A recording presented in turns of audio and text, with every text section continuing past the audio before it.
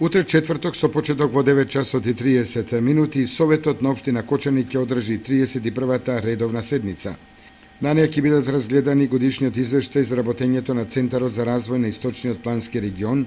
извештајот за спроведување на програмата за развој на Источниот плански регион и донесување на регионален план за управување со отпад во Источниот плански регион.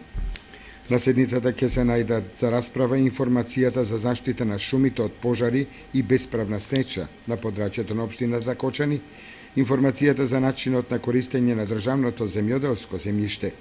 како и информацијата за работењето на Националната установа Центар за култура Бели Мугри во минатата година и програмата за работа за оваа година. И информацијата во врска со одржувањето на Драмскиот аматерски фестивал во Кочани 2015 година ќе биде една од точките на дневниот ред, а ќе биде разгледан извештајот за работењето на јавната општинска установа Библиотека Искра Кочани за минатата година и програмата за работа за 2015 година.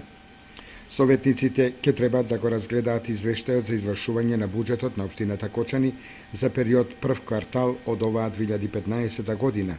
како и информацијата за состојбата со дивите депонии во градот и населените места со предлог мерки за разрешување на истите.